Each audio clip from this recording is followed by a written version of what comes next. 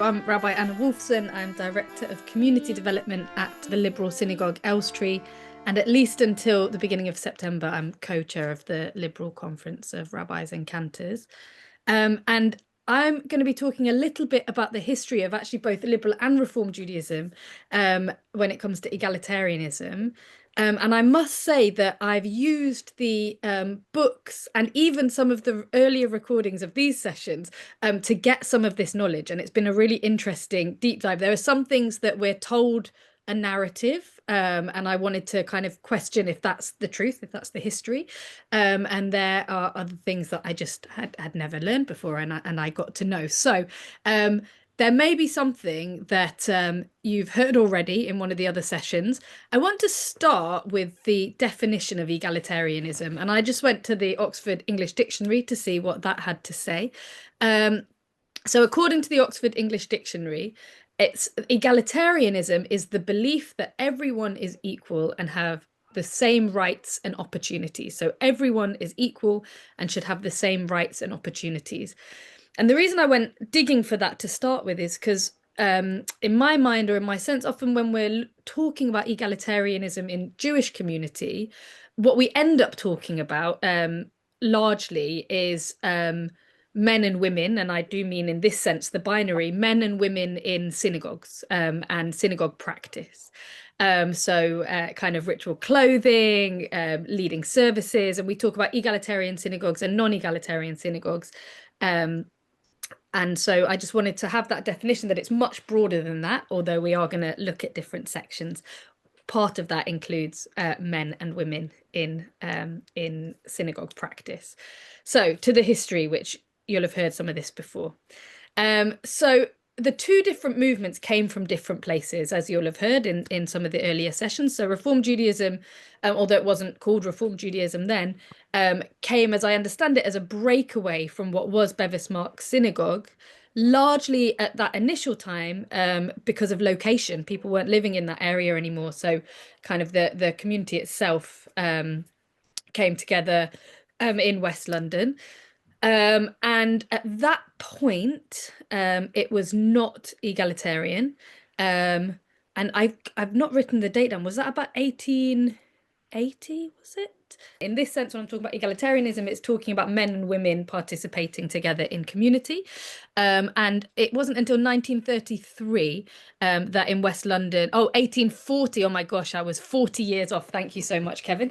So it wasn't until 1933, so almost 100 years later, that there started to be the practice in West London Synagogue of female participation and men and women sitting together.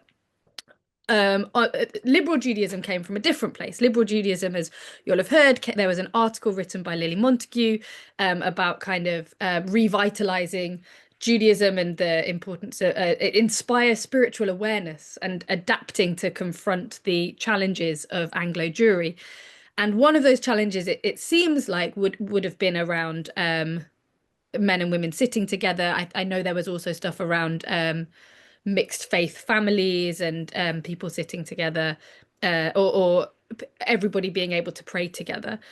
Now that article was written in 1899, and the services started happening kind of in the early 1900s. But long before that, long before Lily Montague's article, there were gatherings of people from St John's Wood, from Bevis Marks, from West London, who got together and prayed in this way together. So almost 10 years before the article, in 1890, services were being held in Kilburn and West Hampstead, and apparently that more than 200 people attended the first service in Kilburn in 1890.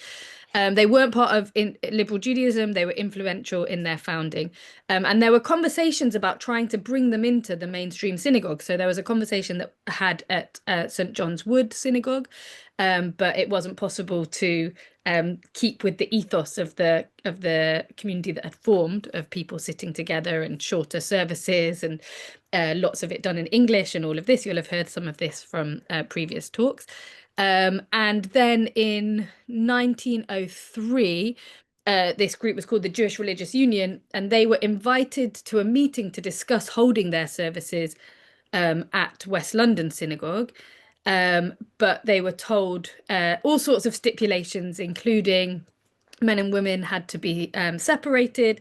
There was a question about how much and how often to read Torah, as well as other things, which led to the division, which then was, and now we've come back together again, became liberal and reform Judaism. So that's kind of the history to begin with. In Reform Judaism, it looks like about 1933. Certainly the question of men and women sitting together and female participation in community began. And in liberal Judaism, that was kind of part of the start of it. I do want to note in terms of ritual clothing, I think we still find today that it's not completely egalitarian in most synagogues with ritual clothing, certainly most synagogues I've been in. So in liberal Judaism, in the history, at first, nobody wore any ritual clothing. It was kind of like no men wore kippot or talit, and nor did the women. But more and more so, that's become a thing. And certainly in most, but not all of the communities I go into or I have been into, men are seemingly required to wear kippah. Talit's a different story. And women are encouraged to, possibly with the exception of when participating on the bima, where I think some communities just require it from anybody participating on the bima. So that's a question. Even, all of these years later, in both movements with supposed at least male and female, if not all gender equality in terms of participation, there's still places where it's not quite as equal as it seems. And if I'll just leave that there. Okay, so this is a bit of a whistle-stop tour of the different categories, and then later we'll look at, well, what's been missed and what can we do better, and all of that. So patrilineal descent.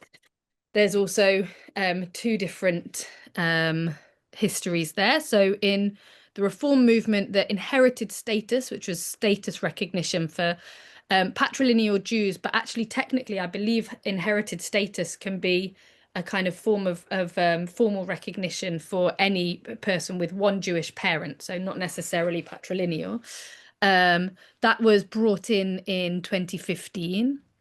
And in liberal Judaism, equilineal descent, which I guess is better than patrilineal descent to describe what we're talking about, was established. It was kind of brought in 1955. With the stipulation that there must be a Jewish upbringing. So if you have one Jewish parent, or at least one Jewish parent, and you've had a Jewish upbringing within the context of a synagogue, then there's a presumption of Jewish status for a child, whether it's the mother or the father. And then that presumption is confirmed when a child reaches the age of bar or bat mitzvah. So there's no certificate, no conversion, no beit din, no rabbinic determination of status. This is a quote actually from Rabbi Alexandra Wright. But actually just a quiet acknowledgement from that comes from the B'nai Mitzvah that that person has always been Jewish and is affirming their Jewish status. In liberal Judaism, there is also a process of status recognition for somebody who maybe hasn't been so embedded in the synagogue in that way, but has a Jewish parent, has had Jewish upbringing, and then there's a conversation rather than a conversion process to have something that more suits them and their identity. And that's a slightly different process from this for a child that's always grown up in Jewish community. And interestingly, I believe that if a person were to come with zero Jewish upbringing to a liberal community, even if they had two Jewish parents, there would be a conversation around conversion in that instance in liberal Judaism. So we've done men and women or gender, and we have done, I guess we've not touched on all gender, and we've done patrilineal descent. I'm going to whiz through to LGBTQ plus inclusion, which I think certainly LGB, we really pride ourselves on in progressive Judaism and have done a lot of work towards thinking about how to be really outwardly welcoming in our communities to families of all setups, and particularly members of the lesbian and gay community. And I know that Rabbi Danny Rich gave a session on this, and he talked about a paper that came out in the 80s and how growing up in liberal Judaism, for him, it was kind of always known that there were lesbian and gay people, or people in same-sex relationships within liberal Judaism. And also, it was interesting reading this part of Jonathan Romain's book that was written in 1991, which the line was something along the lines of, while we do not encourage homosexuality and mixed faith marriage or mixed faith partnerships, we understand that these people exist. Basically, I'm fudging the words, but we understand that these people exist and work towards accommodating for them, something like that. And I think in both of those instances, kind of the narrative of, oh yeah, of course we knew there were gay people in liberal Judaism and they were accepted, and oh we know these people exist while we don't encourage them. I think at the time that probably was felt to be quite inclusive, and certainly growing up in Alpsnick, which was that also became LJY Netzer in the 90s and early noughties, there was a kind of don't ask, don't tell policy, which was felt to be really inclusive. I think it partly came from the backdrop of Section 28 being in full swing until 2002, 2003. But it was very much the narrative was, well, we include everybody, but because we include everybody, people might not want to talk about their sexuality. So best nobody talks about it, and then no one feels pressured to talk about it. I think the narrative's really different now, and we understand with all forms of inclusion, not just LGBTQ plus inclusion, that if we're not being openly and overtly welcoming, how are we meant to know that we're accepted? And of course, even in that backdrop of the history Rabbi Danny spoke about and Rabbi Jonathan Romain, in the 80s and 90s, we saw the development of Beit Klal Yisrael and the Jewish LGBT group, what is now the Jewish LGBTQ plus group. Because at that time it was felt that lesbian and gay people needed their own space. There's more to it than that, but that's and that weren't welcome in mainstream communities. And I know that it was in that session the kind of difficulties that Rabbi Eli and Rabbi Shulamit faced as the first two ordained lesbian rabbis, and lots of stories from queer people in that time, at that time in Jewish community. And like I say, I remember it as well. And you can see the development. So from that to kind of both Reform and liberal Judaism being or working towards being as welcoming as they can be, in 2004, with the introduction of civil partnership legislation, a liturgy was created for same-sex commitment ceremonies for couples to have their weddings blessed in community, or their civil partnerships blessed in community. And in 2015, when the law changed for same-sex marriage to be legal, there was a lot of work done in the Jewish community, in liberal and Reform Judaism, to ensure that that would also be not just civil marriage, but also religious marriage allowed in synagogue spaces. And both liberal and Reform Judaism championed same-sex marriage. So you will notice there are things that I've not highlighted as part of this history, maybe because it's harder to pinpoint the dates, or maybe because we're not yet doing as much as we should be. So always what happens if you give a list, there's things I've missed. So listen out for the things I've missed, and we'd like to discuss that as well. So I've not talked about any history of disability inclusion. I've not talked about race. I've not talked about how we include varied family setups beyond LGBT or LGB families. I've not talked about all gender equality. Zionism and people's varied beliefs on Israel, and maybe general varied political beliefs on all things, although maybe Zionism is really the hot topic for Jewish community at the moment. And how do we know we're inclusive, and what does it mean to be inclusive is the question I'm kind of going to hand over to Kath with. And part of what really struck me when I was reading this stuff from kind of our history is in the 80s and 90s, if our colleagues and our communities were so sure that what they were doing was the inclusive thing, I'm thinking particularly that line about homosexuality, what is it now that we're so sure we're doing right? But when my kids read that in however many years' time, they're going to be mind blown that that's what we were doing now. So I'm going to shush now. I've definitely spoken a lot, and I'll hand over to Kath. I'm Kath Vardi, and I'm the rabbi with Menorah Synagogue in Manchester. So thank you, Anna. I think that was a fabulous overview and whistle-stop tour of the history. And one of the things that I think really jumped out at me as we went through that history is that inclusion is clearly not a one-time thing. It's so culturally dependent and context dependent. You know, so if we go back to thinking about West London, you know, the reason kind of West London and the reform movement first kind of comes into existence is not necessarily a desire for equality across men and women. It was much more a theological issue. It was about liturgy. It was about behaviour and decorum. There were lots of other things that really motivated that development and that split, and that these other things kind of come later, and that, you know, and so across the two movements, across the liberal movement as kind of was, is, and the reform movement as was, is that we have very different cultural histories in terms of how we've approached this question about inclusion. And I think as a reform movement, perhaps we have been more pragmatic.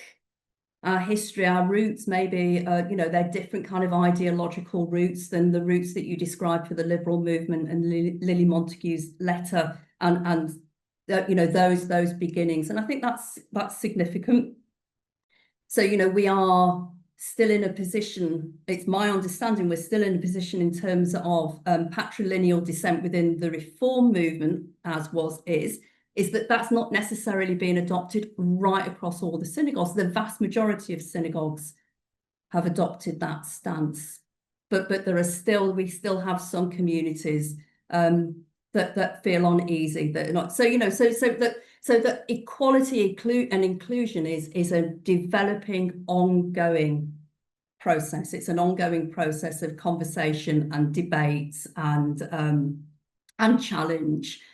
And I think, you know, and that's really important, is that it's, you know, we can never kind of tick it off and think that the job is done. So one of the things that Anna and I talked a lot about when we were thinking about this session together was about how do we hold those conversations and debates among ourselves. How do we hold the plurality of perspectives around what is needed, what is required, about what feels possible, about what doesn't feel possible? You know, how do we hold one another through maybe, you know, sometimes through a journey of discomfort and shift and change, and that you know, sometimes that can feel easier, and there are other times when that can feel really very challenging and destabilizing. And that, you know, so we constantly have to manage these different forces of wanting harmonious relations within our communities, some sense of stability, some sense of predictability, and also to be open to understanding about where things are working well and when things still need to be thought through and need to be developed and need to be changed. And that is always a dynamic process. So one of the things I noticed in the chat that came up from Simone, and Simone, you're asking, why are we not talking about disability? And I think that's a very good and a very important question. And I suppose, and I think that's what you were saying, Anna, is that there are these list of other things that we're not that we're not talking about them tonight. I think you're recognizing there are areas, other areas around inclusive practice, about how communities build themselves so that they are more consciously open, welcoming, inclusive, and understand that that there are a widespread and diversity of needs and desires right across our communities, and people who are living with disability. Very often that's been something which has been ignored and or has been invisible. And so, that these remain areas, I think, that, that we have a lot of work to complete in. And I think, there are the beginnings and there are glimmers of some of that beginning to be taken on board. I know when new buildings are being built, then they're being built with a view to people who've got mobility difficulties, about how accessible physically accessible those buildings are. But there's lots that we also need to be thinking about in terms of how do we ensure that our services are accessible, and not just accessible in terms of sound or vision, but also processing, ability to participate. So the biyachad services that are happening across different communities now, I think are an attempt to begin to answer some of those questions. I know that Jackson's Row with Rabbi Robin, they also developed services that were signed for the deaf community, and I think that's also happened in, if I remember, Maidenhead, I think, actually. So there's but these are they are absolutely in their seed form, and there is an enormous amount of work for us to be doing, both as community leaders and as communities. So this is an ongoing task for all of us. And Simone is saying that it's much more than participation. It's actually about involving community members at the strategic level, and it is about leadership. And I think this, and you make a very pertinent point, is that sometimes we fall into this lovely trap of thinking we're doing the right thing, and actually what happens is that we end up being very benevolent, and we're not being. I'd written down here about benevolent tolerance. The people we build community alongside need to be there at the table building community, that we're not doing it on behalf of others, that actually we're doing it together on behalf of ourselves. And so that means that we have to be, I think, really cognizant of the fact that leadership is actually about facilitating as wide a collection of voices and perspectives, and taking the time to really understand what it is that is needed, and not thinking that because we're in a particular role that somehow that we have to have the answer. I'm a member of Liberal Judaism Board of National Officers. I've been a member for about 7 years now. And with the inclusion portfolio, with a particular focus on disability, because I'm deaf, partially sighted, and a few other health issues. Now, I think we've got to be very, very, very honest about disability, because I'm finding it really, really hard work. It's very much a case, I think, within liberal Judaism, and I suspect reform as well, that we're talking about tolerance. Yes, as a disabled person, I'm welcome, come in, we'd love to have you, and all the rest of it. But it feels at times that were a bit of an inconvenience, because I'm forever going on about arranging for services to be deaf inclusive. And sometimes it can be just very, very basic requests, which, yes, told this is marvelous, yes, we'll do it. And then I attend meetings on Zoom, someone speaks without the camera on, or someone is sitting in front of a window and I can't see them to lip read, or they're mumbling, etc. I attend services all over the place, and it just fascinates me how so many communities don't even have a microphone. And it's really difficult to hear. So in my view, we've got a great deal to be done. I think I've been patient for the simple reason we've been going through the very, very, what I think was an important process of bringing liberal and reform together to create progressive Judaism. And that sort of, it's been the total thinking of certainly liberal Judaism for the last 2 years. So to a certain extent, nothing else got done other than let's make the merger happen. And I'm really delighted that it has, but it does mean progressive Judaism will mean nothing if we really don't become genuinely inclusive, particularly when it comes to disability, because at the end of the day, the percentage of people with disabilities is surprisingly high. And there's so many ways we're excluding people. It's not just people with sensory. We're talking about mental health. We're talking about 1,000,001 things. So we've a lot to do, but definitely we're at the starting point, not near finishing. I've said far too much. Thank you. So I was actually thinking while Owen was speaking, and actually Simone and Owen have hit the nail on the head, that this isn't something that I don't have the single answer to. My rabbinic dissertation was actually on trying to create a rabbinic language around inclusion, and the kind of premise was we often say in progressive Judaism how good we are at inclusion, but there are lots of places we fall short. And actually that list I gave wasn't saying we're not talking about that today. It's more saying we don't have the timeline for that list that I have, and many other things. As Owen says, there's lots of other people that we are accidentally excluding.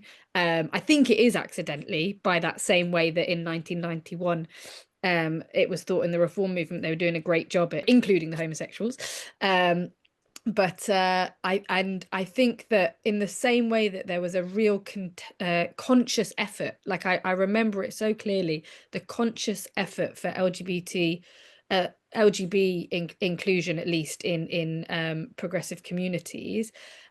We can borrow that framework or find another framework that works, but rather than just firefighting or making assumptions. Kath and I were talking about how so much of identity is built around we are this because we're not that. But in Jewish community, it might be we are this because we're not that in some ways, but each of us also come with our own selves and our own identities that might not be the same as the person next to us. But that's kind of what's incredible about Jewish community, is that when you're in a community like that, you get to be a multifaceted space, which you don't always get to be in other parts of society, because we often kind of put ourselves in our own boxes in society, and that's a real treasure that we have in Jewish community. So I think that part of it is a commitment, as Simone has just put in the chat. It's a commitment for the progressive movement, but I think saying the progressive movement makes it sound like it's over there, like they'll do it for us. I actually think that we've got lots of people on the Zoom here are clearly committed progressive Jews who've decided to show up to this session, and it's on us to work with the movement to do that.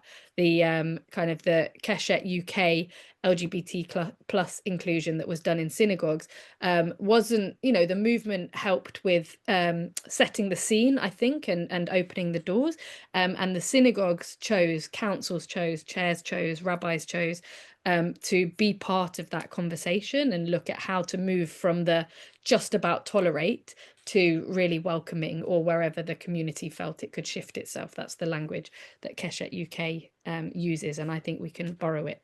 Hi, I think the first thing we need to do is have disabled people to have space to meet up together. So I'm looking at setting up a Jewish disabled people's network. It's kind of just at the moment getting names together. So for people who don't know, I've got 30 years of working on disability justice work, working with a whole wide range of organisations that are run controlled by disabled people. I think one of the big issues we have is we don't have an organisation or a network of disabled people that is controlled by us to start looking at what are the issues that we want to get addressed within our synagogues. I do think that the Progressive Synagogue could do a lot in investing in some kind of network to come together to start doing some of the work, to start looking at the different areas of synagogue life, and when the prayer books are reviewed, that disabled people actually involved in everything. I did actually ask at the beginning, right at the beginning of the progressive movement, when they joined together, is there any chance of having something in the constitution that actually sets up that there will be a requirement for these groups, for working groups to be set up? I was told by my synagogue that that was possibly not the most relevant thing I should have been talking about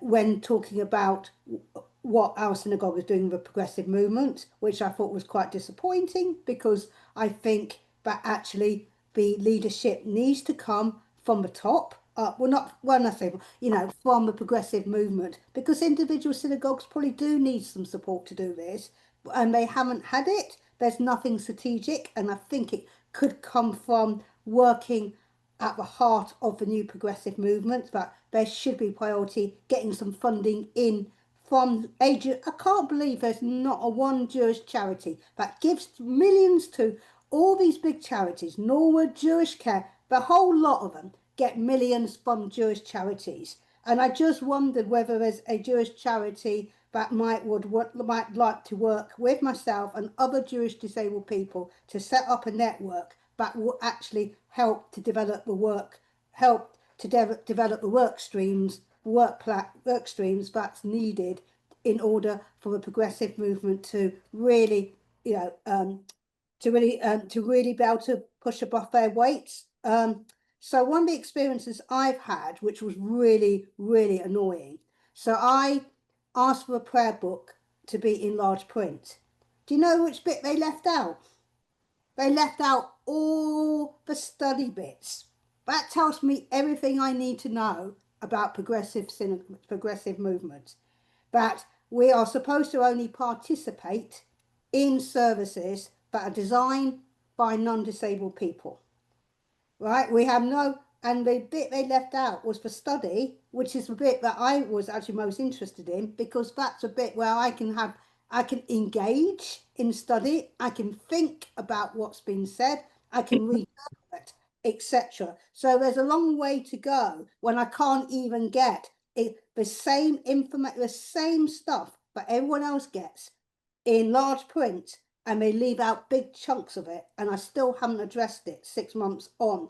There is, I think, potentially a breach of the Equality Act duty, but I'm just trying to avoid, going down that route if we could try and get something together. So my core of action really is a progressive movement, get some money from a Jewish charity who give lots of money to all these big other non-disabled people's organisations to actually maybe help us to do that work, and to pay people to do the work accordingly, and to bring in people that can do the work and are committed. I think there's something to do with systemic structures and the way organisations are structured. And I think, as we alluded to, or I think I might have alluded to at the beginning, that Reform Judaism, liberal Judaism, I think, have very different journeys in terms of their formation and how they were structured as movements. And I think we are now at the beginning of a new era. Progressive Judaism is coming into existence as one unified movement. And I think, you know, now it's a really opportune moment, isn't it, to think strategically about issues around ableism, as Simone has just pointed out. And I think that's absolutely, you know, that's absolutely correct. Because we all work under our unconscious bias. We all have unconscious bias. And there's a lot of work I think that we have to, you know, we have to engage in both as individuals and as communities and as groups to really begin to address how that impedes progress, how that kind of skews decisions. You know, that has a very real life impact on many different people within our communities. And you know, that's an ongoing process of work. But I think there are some real principles that both Anna's talked about and Simone has talked about and Owen has just talked about, which is about ensuring that you've got really robust systems in place that seek out not just consultation, but seek out you know, the capacity to really work in partnership alongside people who have diverse needs, so that we, you know, we understand what the needs are, and we can begin to think creatively together about how exactly co-production rather than consultation. That's exactly what I'm trying to kind of work my way towards, Simone. And that's a structural issue. It's a systemic and it's a cultural issue. And you know, and we're at a wonderful juncture where those issues, you know, that can be kind of taken into consideration and can be thought about seriously. This has come from Heather Tucker, and she says she's a blind person with a physical disability, and she's also a wheelchair user. And she says, when you speak of disability, you have to remember the whole range. Each person needs a bespoke way of taking part. If you're deaf, you need sign language and so on. She says there are blocks and walls in front all the time. And for example, she says the impossibility of access to the mikveh. And she says people with disabilities who want to convert to Judaism, they're unable to find any resources in different inclusive formats. I mean, these are valid points, Anna, and I guess a challenge. Yeah, for sure. And I think it's all part of what we've been talking about. It's about this co-creation or co-production and organizing together in the same way that, as I said before, we've got this timeline of, well, this is when this was decided and this is when that was decided. And that didn't just get picked out of the air. It wasn't decided in reform communities in 1933, just out of the blue. Okay, we'll have women participate now and we'll all work together. Similarly with LGBT. Oh, I don't want to give all of the letters because I think we've got such a long way to go with gender inclusion and so with lesbian and gay inclusion in communities, that was a really strategic and unfortunately long process, and we're already in the conversations and around disability inclusion, and it's already been too slow, as we've heard, and we've already not got it right. And I think that this, as Rabbi Kath says, is a real time where we can start to get strategic about it and organizing together. And Simone, I think having a network of a network of Jewish disabled people together is a fantastic idea. And similarly to how other organizations have work to push Jewish community to be more inclusive, I think that we can organize in that way and do it strategically together. So it's not a direct answer to all of Heather's questions, because sadly I wish I had the magic wand and the answer to yes, we can do this, but there's such important points to be raised. And as Rabbi Kath said again about all of our unconscious biases, that's why we need to be working in collaboration with each other. And this isn't just unconscious bias doesn't just come with when we're talking about disability or different abilities. We have it in all sorts of different ways. I think we've moved on from it a little bit, but something else I remember in Jewish community is kids would always be asked before they'd even necessarily got to secondary school what they wanted to do at university, or what they were thinking, you know, or how they did in their exams. And there was kind of, just thinking of another example just out of the air, like there's all of these assumptions in Jewish community of who we are and who we're going to be, that we need to start dismantling to really open our doors. I mean, there's a good point here from Carl. He said the charities are so good at guidance. Should we be dealing with the charities more? Should we be getting in conversations with them more to really just to speed things along? So I think the first place to start is to talk to our community members, because I could say, you know, I think there are. So I think there is a really important. There's a couple of things, a couple of points I think are really important to make, and I think the first one is that when we are in roles of leadership, you know, we need to understand that we don't understand it all.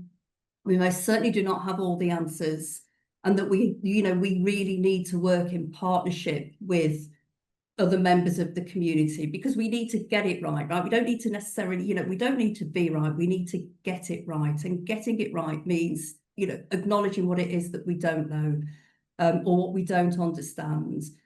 And so I think, you know, the first place we have to begin is we have to have that conversation together with community members, and really work to understand what people's needs are, what people's desires are, what the blocks are, and begin that conversation.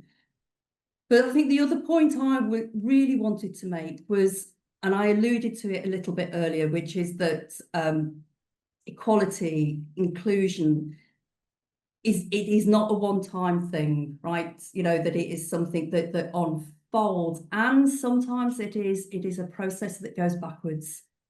And so we are living through a political and an historical moment where some of the things that perhaps we've taken for granted for decades are being rolled back.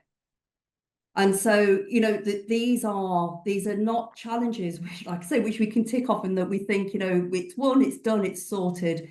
But actually access, participation, welcome, inclusion, being taken seriously, being heard, being listened to, being seen, and being acknowledged as being important enough to be listened to and being seen. These are not moments which are met and then we can move on. That, you know, that our political and our cultural context shift, and some of those sometimes, and this is what's happening now, that those things are being eroded. So very often, you know, we're having to work actually really hard to maintain what it is that we've already established, as well as begin to kind of push forward. And so, you know, we can't get complacent. We can't just pat ourselves on the back and think that we've done the work. I was wondering, how far does inclusivity go? There was a case of a rabbi in another movement a few days ago who said we should be inclusive of people like what quite, you know, anti-Semites, who, you know, we should be inclusive of their opinions and what people think, you know, positively about them and things like that. And I thought, I've always thought of myself as inclusive, and then when they said that, I was like, okay, I've just revealed like what I think what Kath said about an unknown bias that I had, in that I was like thinking, well, no, I don't want to be inclusive of those people. And should we be inclusive of everyone, or are there any boundaries, or what do you think? So I think, you know, inclusivity does not mean being boundaryless. You know, and I can think of many examples where we will put boundaries around somebody's behaviour, for instance. And I think, you know, if we're talking about responding to elements that we feel are harmful, then I think certainly, you know, there will be behaviours which are directly harmful. There will be behaviours which are carry kind of potential harm. And I think part of the conversation, if you like, is having to discern about those, you know, what's the difference between those two things. But I think being inclusive does not mean being boundaryless. But I think it does mean getting really clear on what our shared values are. And I think when we're clear about what our shared values are, then it becomes, maybe it helps bring some clarity in terms of where those boundaries need to be set. I mean, Stuart, I'm a little bit surprised and kind of taken aback by your description of a rabbi talking about including people who are anti-Semitic, and I'm really kind of curious as to where that came But from. she was saying it was in the Jewish Chronicle a couple of days ago, and it was about a Masorti rabbi who was talking about the is it Bob Vylan, the band who were playing at Glastonbury, who were shouting Kneecap. no With Bob Vylan as well. Bob Vylan. Yeah. Okay. So it's kind of, I mean, I wasn't specifically asking about that question. You know, that case, it just brought the idea to my mind: is are there no boundaries or no things where we wouldn't be inclusive? And to me, I was like thinking, yeah, there has to be like hard barriers there and so on. And I mean, this particular rabbi has also talked about war criminals and is, you know, Jewish war criminals and things like that. Seems to be very one-sided on stuff, and I keep thinking she's definitely going over the line. But then I'm thinking, is that just exposing my biases? So I mean, we all have them, don't we? We all have biases that we're more consciously aware of, less consciously aware of, and you know, and I think you bring up a good point. Sometimes it's only when we suddenly realise that a line's being crossed for us that we even realise it was a line. But I think, you know, it's not about being boundaryless. You know, I think, you know, so we talked about this, Anna talked about this a little bit at the beginning, which is that in terms of identity and belonging, very often, you know, we do that kind of more explicitly, less explicitly, by creating ourselves in opposition to, you know, I am this, I'm not that. And that sometimes that can be very helpful, and sometimes that can impede us. But if we've got real clarity around the values that underpin community and what it is that we're wanting to do together and why we're wanting to do those things together, then I think that really helps communities and individuals make decisions about where those boundaries need to be, and how they're held. No, that's great. Thanks very much.